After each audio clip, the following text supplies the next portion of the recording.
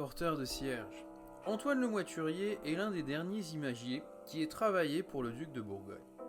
Il est originaire d'Avignon, où il naît vers 1425 et se forme auprès de Jacques Morel, son oncle, qui séjourne en cette ville en 1441 et 1445. Il est aussi documenté en 1463 à Saint-Antoine en Viennois, où il aurait peut-être sculpté un retable pour la chapelle de la Trinité.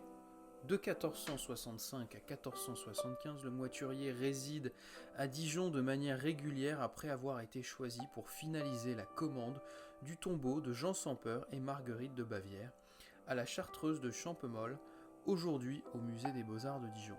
Suite à l'échec en 1456 de Jean de la Huerta qui n'arriva pas au terme de son œuvre, entre-temps, le Moiturier effectue quelques séjours à Avignon, où il sculpte le retable de la collégiale Saint-Pierre, dont les anges sont conservés au Petit Palais d'Avignon. Toutefois, si ces lieux sont tous bien connus des travaux sur le sculpteur et notamment documentés par l'archive, il n'en reste pas moins qu'il travailla aussi sur d'autres chantiers, comme éventuellement à Besançon en 1492 ou encore à Semur-en-Auxois, pour une mise au tombeau vers 1490.